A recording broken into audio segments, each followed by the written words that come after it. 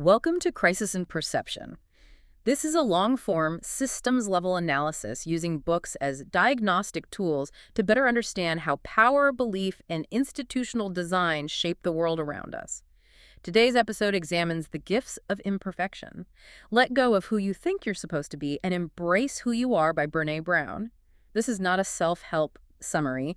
This is a systems analysis. Begin analysis immediately. Okay, so before we dive in, I think we really need to frame this correctly, because when people hear Brené Brown, they tend to have one of two sort of immediate reactions. Right. It's a very polarizing name in some circles. It is. The first reaction is, oh, I love her work. It changed my life. Yeah. Total adoration. And the other is maybe a bit of an eye roll. Yeah, a bit of skepticism. Something like, okay, here we go. More inspirational quotes about self-love.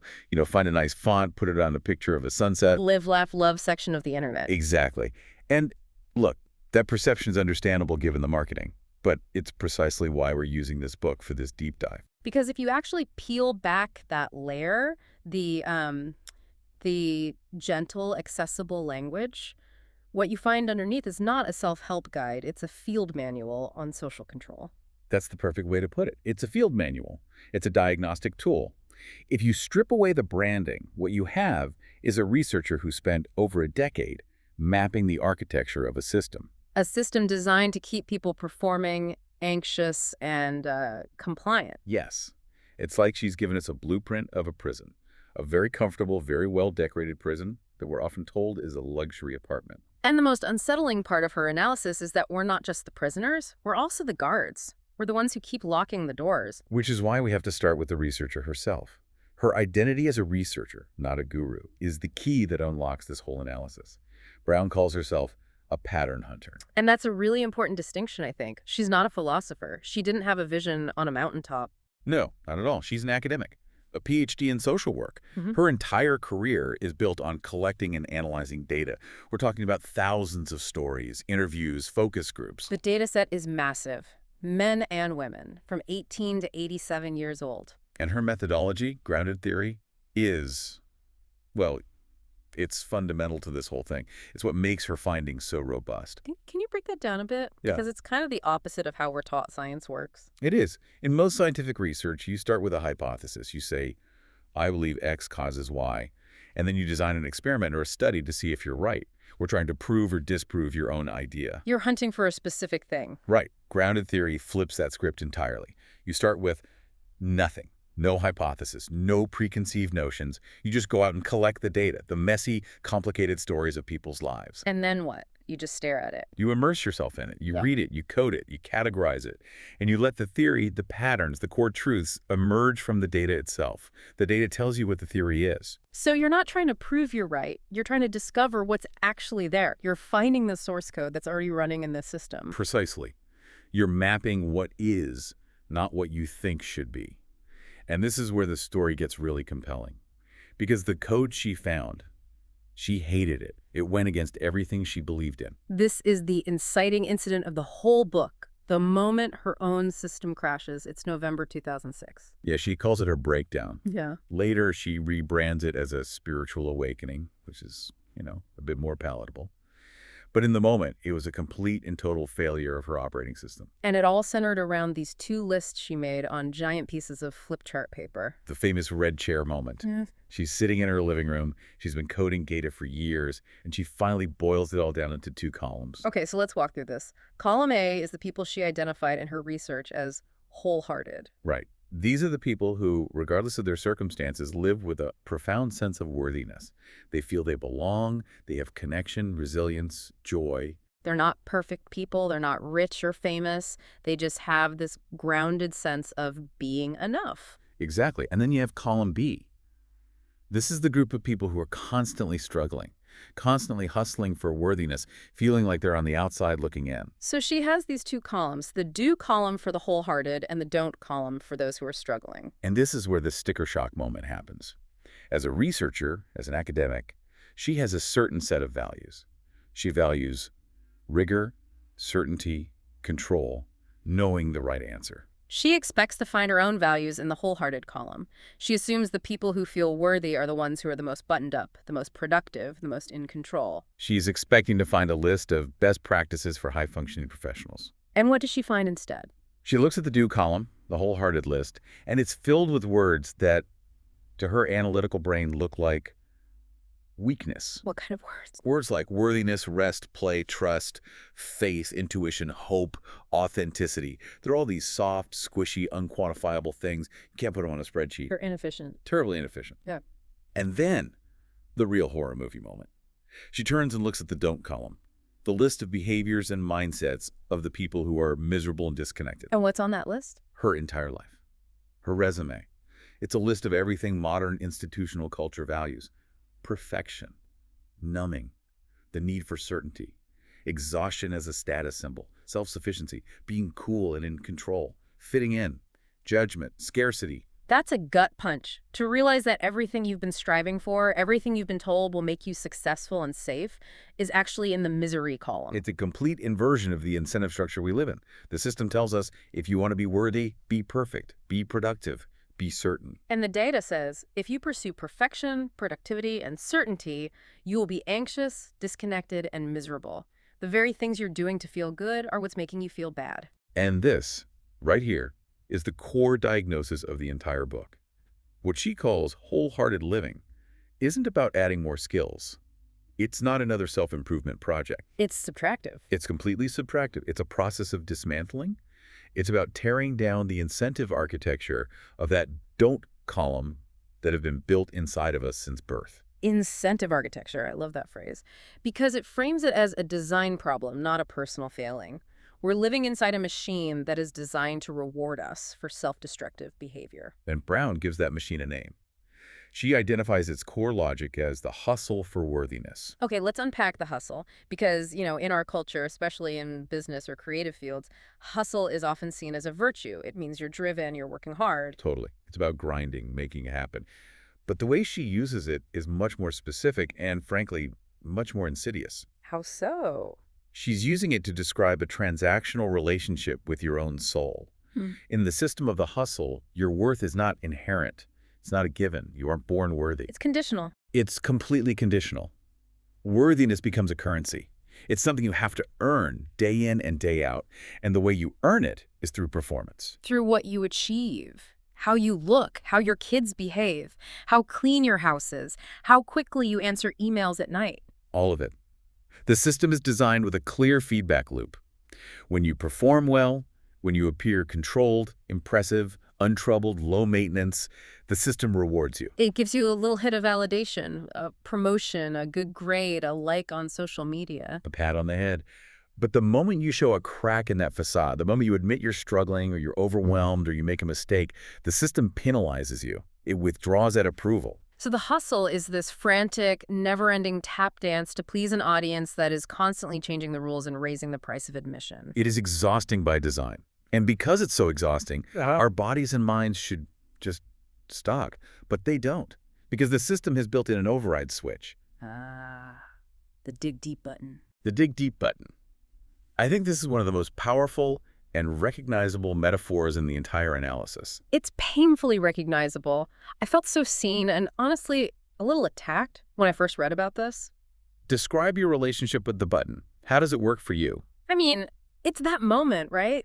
It's midnight, you've been with the kids all day, you've worked, you've cleaned, you are bone tired, your brain and body are screaming at you, go to sleep, we are done. Your battery is at 0%. 0.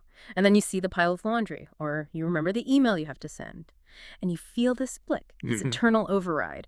And you push that button, and suddenly there's this surge of something. It's not real energy, it's fumes. It's toxic reserve fuel. Yes. And you can push through for another hour or another 2 hours. You can get it all done. You can be the person who has it all together, but it comes at a cost. Let's analyze that button from a systems perspective. All right. That override is a real biological mechanism.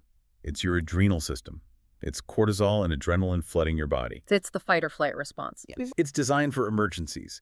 It's for a lion is chasing me. I need to run faster than I thought I could. It's supposed to be a short-term survival tool. But we're not using it for lions. We're using it for spreadsheets, for throw-up diarrhea laundry, as she puts it. We're using it for Tuesday and then for Wednesday. And modern institutional world, our workplaces, our family structures, our schools, is built on the assumption that you will press that button every single day.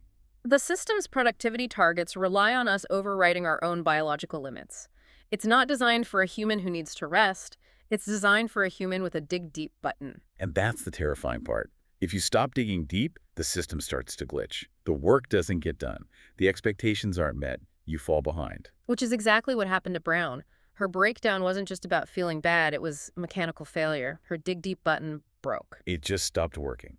She writes about this moment of panic where she realizes, I have lost the ability to dig deep. The override switch is fried. And the glitch, the real system error in her story, isn't that the button broke, it's her decision not to fix it. Yes, that's the revolutionary act. Instead of frantically trying to get that capacity back to learn how to hustle harder, she decides to try and build a life that doesn't require an override switch. Which sounds lovely and peaceful in theory, but in practice it's terrifying. Because it means you have to slow down. It means disappointing people. It means the facade of perfection starts to crack. And that fear, the fear of the facade cracking, the fear of judgment, that brings us to the system's enforcement mechanism. If the hustle is the game, what keeps us playing? Why don't we all just put down the controller? And the answer she finds is shame. Structural shame.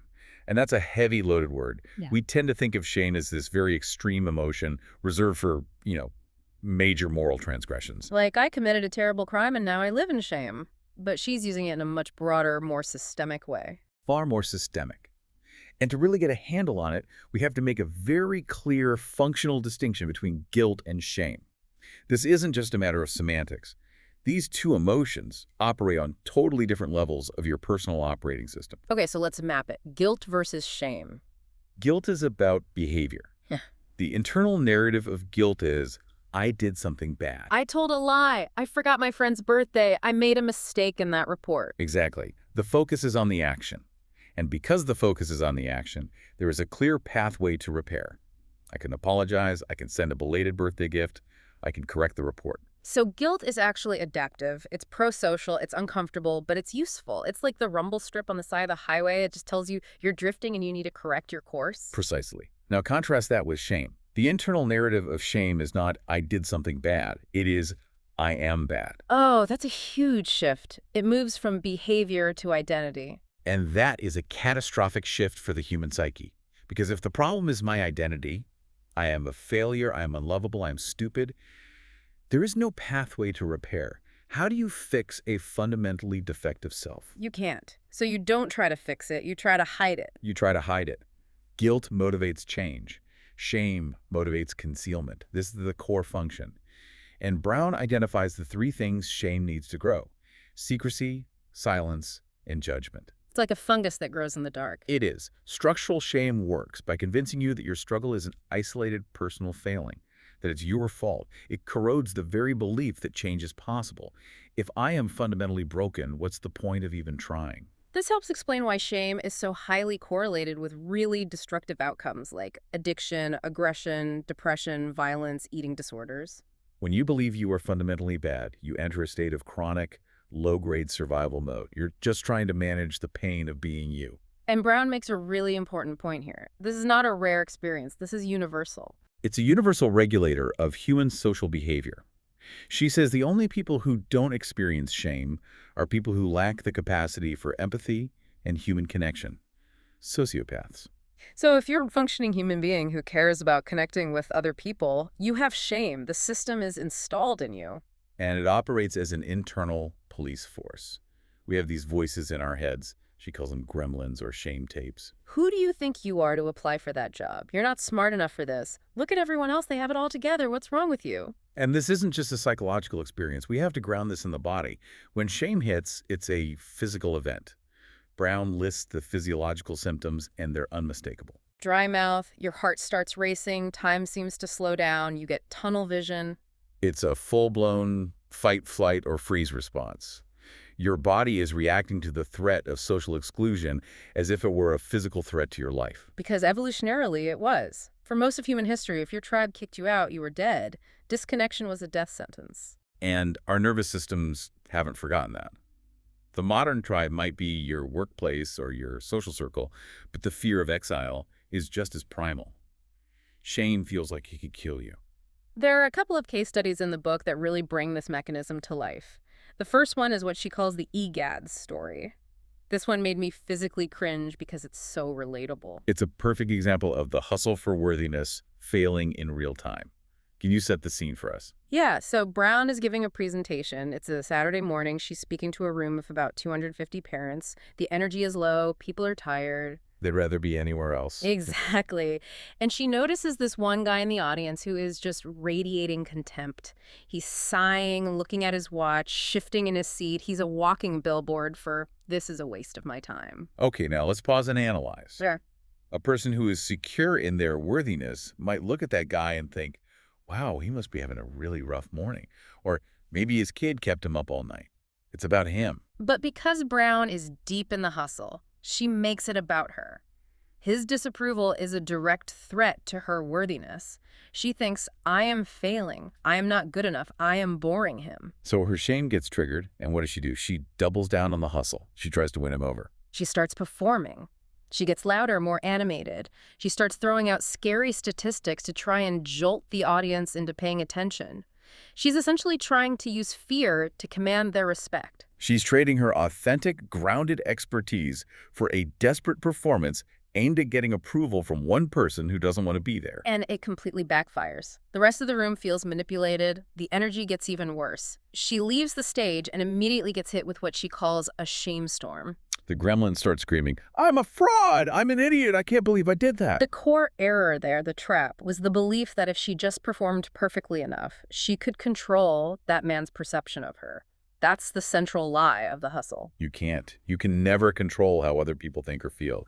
You can only control your own actions. Which brings us to the second case study, the goofy photo incident. This one feels like it was written for the age of social media. It's incredibly relevant. So she posts a picture of herself online. It's not a curated professional author headshot.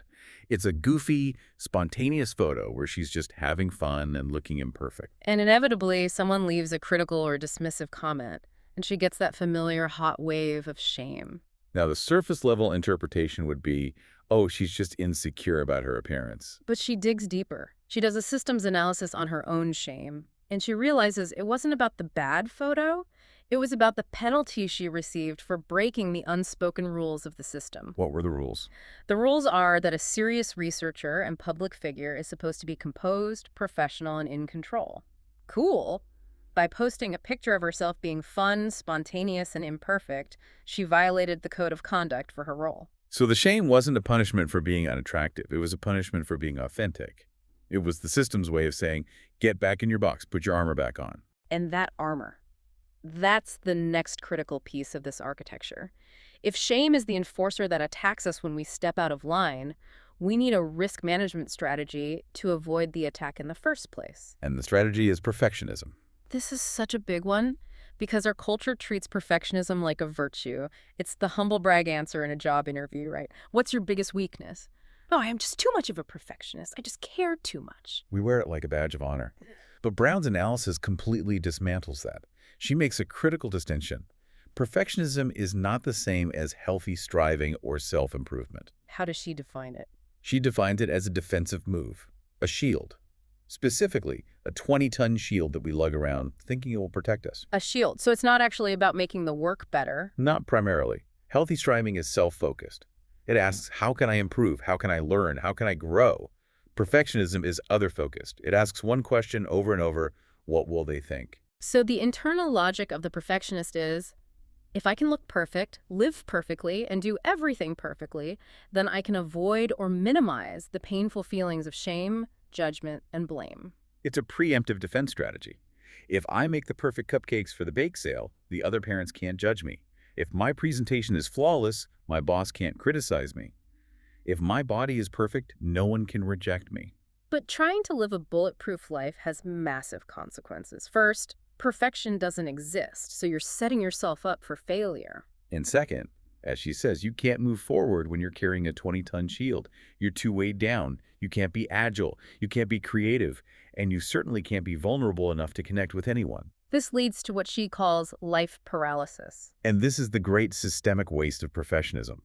Think of all the talent, all the art, all the innovation that is lost because people are too afraid to put something imperfect out into the world. The book that never gets written, the business that never gets launched, the song that never gets sung. all because of the fear that it won't be perfect. People are waiting for the perfect time or the perfect version of their idea.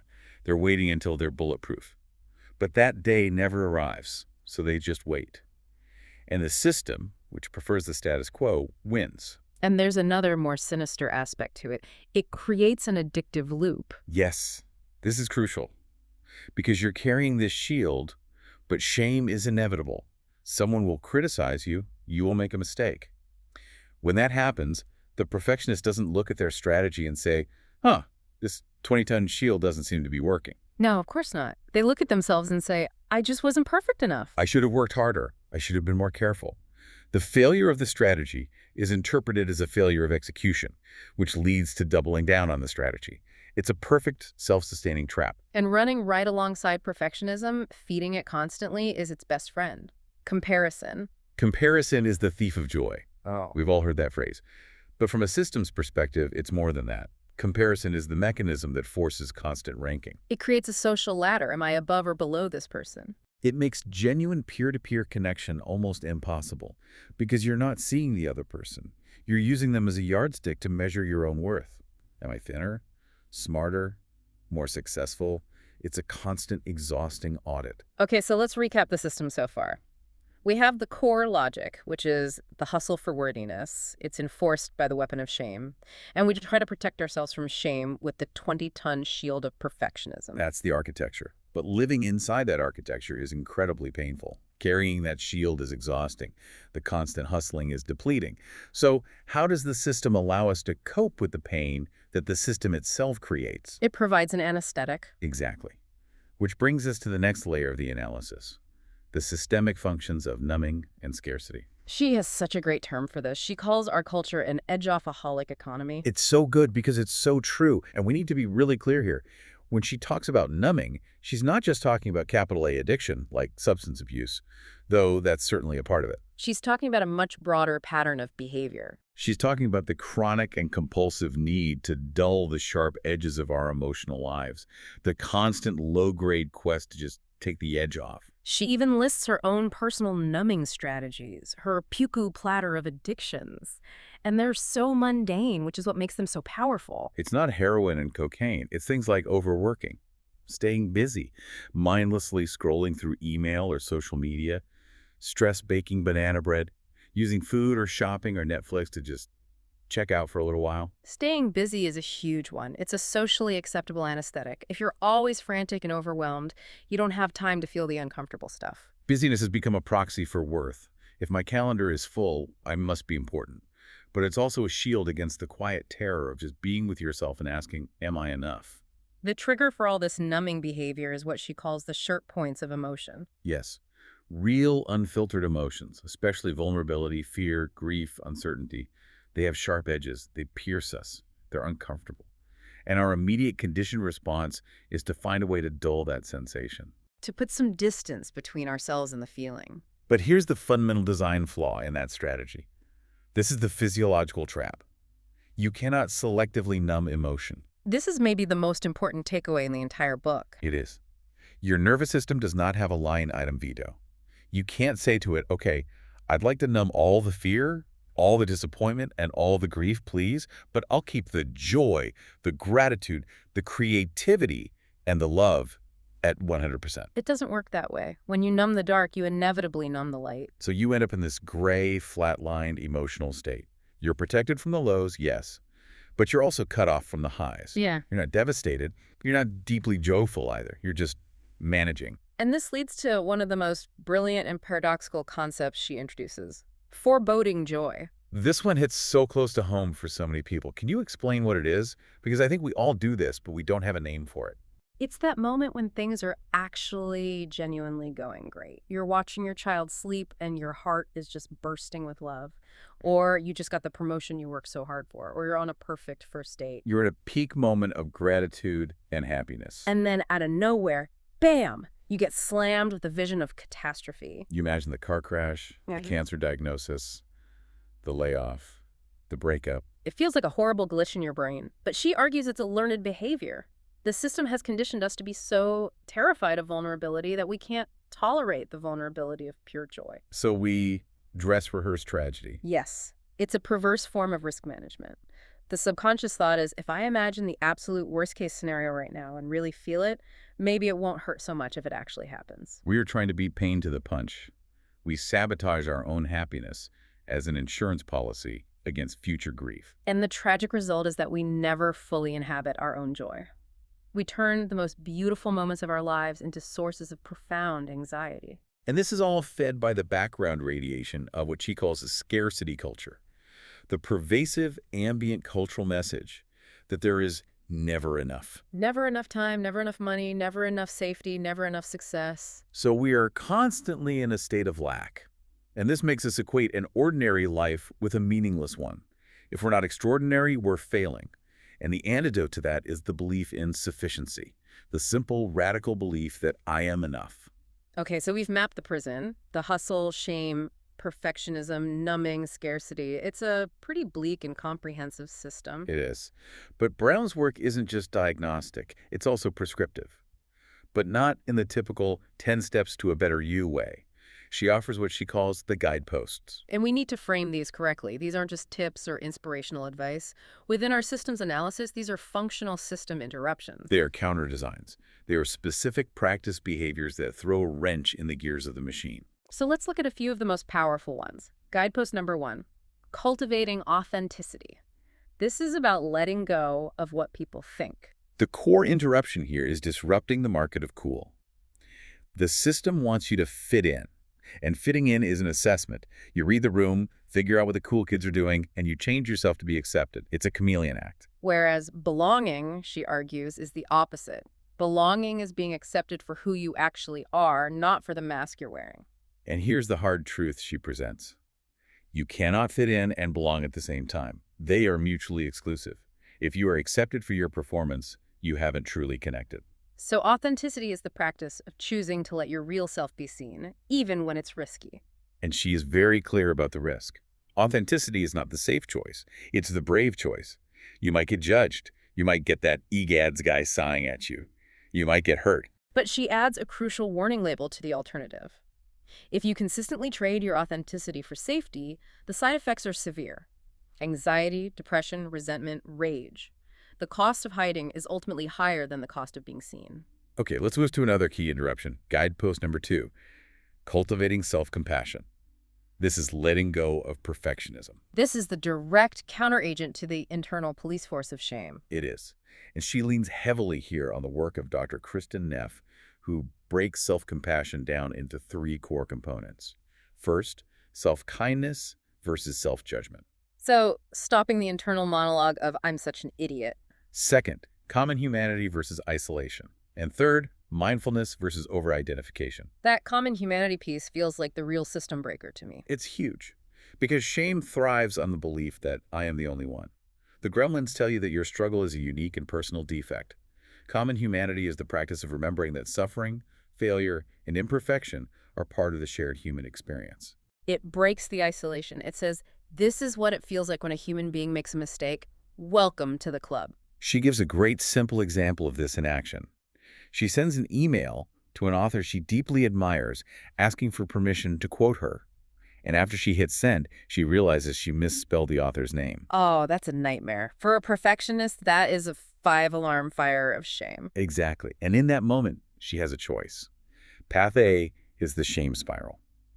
I'm so stupid. I'm unprofessional. She's going to think I'm a joke. I should just quit my job and hide forever. We've all been down path A. Path B is the self-compassion practice. Ouch, that stings. That's embarrassing. That's the mindfulness part, just noticing the feeling in it. But I was rushing and everyone makes typos sometimes. That's common humanity. And finally, okay, I'll send a quick, kind follow-up to correct it. That's self-kindness. One path leads to paralysis. The other leads to resilience and repair. It's not about letting yourself off the hook. It's about helping yourself get back up so you can actually fix the problem. Okay, another big one. Guidepost number 7, cultivating play and rest. This is a direct assault on the hustle economy. A full frontal attack on the idea that our productivity equals our worth. It is. The system has taught us that exhaustion is a status symbol. If you're tired, it means you're important. If you're busy, it means you're valuable. We wear burnout like a badge of honor. Yeah, I feel that so deeply. If I tell someone I worked all weekend, there's this weird sense of virtue attached to it. But if I say I spent all Saturday building a Lego set for no reason. I feel lazy. I feel like I have to justify it. That's the programming of the don't column. Brown leans on the research of Dr. Stuart Brown, who is a pioneer in play research. And his work shows that play, which he defines as time spent without purpose, is not a luxury. It is a biological necessity, just like sleep and oxygen. It actually shapes our brains. And shapes our brains. It fosters empathy. It drives innovation. And similarly, rest isn't a reward you get for being productive. It's a prerequisite for being human. She calls choosing rest an act of rebellion. In a culture of constant demand and scarcity, saying no and choosing to be still is a radical act. It's reclaiming your humanity from the machine. Which is a great segue into guidepost number 8, cultivating calm and stillness. This is about resisting the lifestyle of anxiety. And she offers a really useful framework here for how we react to anxiety, overfunctioners and underfunctioners. Yes.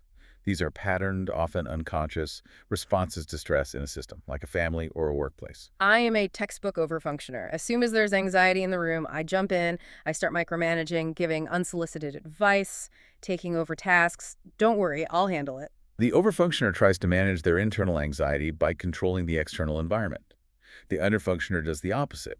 They pull back. They become more passive, more fragile. They invite rescue so that someone else, usually a overfunctioner, will carry the emotional and practical load. And neither response is particularly healthy or productive. They're both just ways of avoiding the discomfort of the anxiety itself. So cultivating calm isn't about being some kind of Zen master. It's the active practice of emotion regulation. It's feeling the anxiety but choosing not to act it out or transmit it to others. It's the ability to just breathe and slow down. Let's touch on one more because it's so tied to our identity. Guidepost number 9, cultivating meaningful work. This is letting go of self-doubt and the idea of what we're supposed to be. This is a direct confrontation with the gremlins that tell you that's not a real job, or you're not talented enough to do that, or you should be doing something more practical. The system wants us to be predictable cogs in the economic machine. It gets nervous when we want to be artists or writers or community organizers. It wants you to fit neatly into a job title that it understands and can assign a value to. Brown talks about the concept of the slash career from author Marcy Albaher. Right. The idea that you can be more than one thing. A lawyer potter. An accountant musician. Yes. The system wants you to pick one box.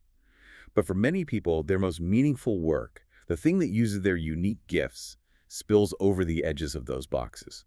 And Brown's core argument here is that squandering those gifts, letting them atrophy because you're afraid or because the system doesn't value them, causes real physical and emotional distress. Okay, so we have the map of the system, and we have these guideposts, these counter designs. But that leaves the big structural question.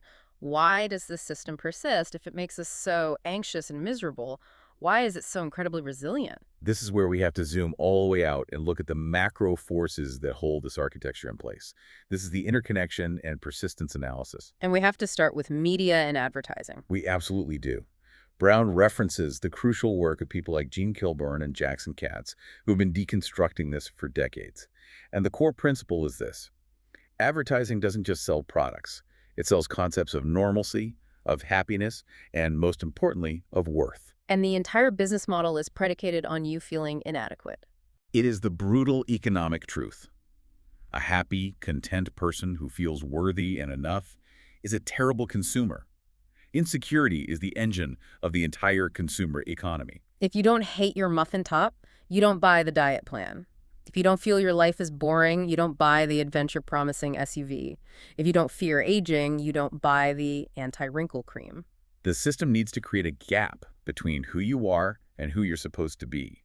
And then it graciously offers to sell you the product that will bridge that gap. But the bridge is a treadmill. As soon as you get the new thing, the goalposts move. And this endless cycle produces what we are calling the crisis in perception. The individual starts to misidentify these massive systemic pressures, the ads, the toxic work culture, the competitive school systems, as personal individual failings. So I don't think, wow, the beauty industry is a multi-billion-dollar machine designed to make me hate my body. I think, what's wrong with me? Why don't I have more willpower? Precisely. We think, I'm the only one whose house is a mess. I'm the only one who feels like a fraud in my job. And we think that because the system's primary defense mechanism is concealment. Everyone is hiding their messy, imperfect reality behind the 20-ton shield of perfectionism. So when you look around, All you see are other people's shiny shields. You don't see the terror and exhaustion and chaos behind them, so you conclude that you are alone in your struggle. And shame loves that. Shame thrives in isolation. Its core message is you are the only one. The moment you break that isolation, the moment you zoom out and see the data, the thousands of stories that Brown collected, the entire system starts to crumble. You realize this isn't a personal problem. This is a collective design flaw. That's the power of story, which is at the heart of her work, the idea of owning your story. When you own your story, you reclaim the narrative. You take it back from the system that wants to frame it as a story of your failure. You stand up and say, this is what happened, this is how it felt, and this is not a sign of my defectiveness, it's a sign of my humanity. And she says something that's so critical for this analysis. Once you see it, you can't unsee it. You can't. Once you understand the mechanics of the hustle, once you can feel the dig deep button in your own body, once you recognize the weight of the perfectionism shield, you can't go back to being asleep. You might still get caught in the trap, but you know it's a trap. It's a program running, not the fundamental truth of who you are. And this brings us to the final, beautiful inversion of the whole system, the gifts themselves: courage, compassion, and connection. The system tells us these are character traits you either have or you don't. You're born brave or you're not. But her analysis shows that's not true. They are not traits. They are outcomes. They are the products of the struggle. You cannot cultivate courage without walking into situations that scare you. You cannot develop compassion for others without acknowledging your own suffering. You cannot build genuine connection without taking the risk of being seen and rejected. So the very thing the system tells you to hide, your imperfection, your vulnerability, is actually the raw material for the things we want most. The imperfection isn't the obstacle on the path. The imperfection is the path. That is, the ultimate system interrupts. The system defines imperfection as the enemy. The data shows it's the source code for a meaningful life.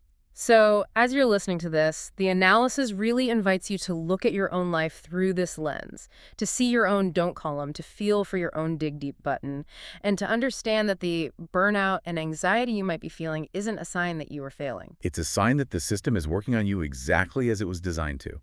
And maybe, just maybe, it's time to become a glitch in that system. It leaves you with a final provocative question. If you were to set down that 20-ton shield, even just for a moment, who would you be? And are you brave enough to find out? Crisis in Perception is not about telling you what to think. It's about strengthening your ability to see the systems shaping what feels normal. If this analysis added clarity, consider supporting the project on Patreon.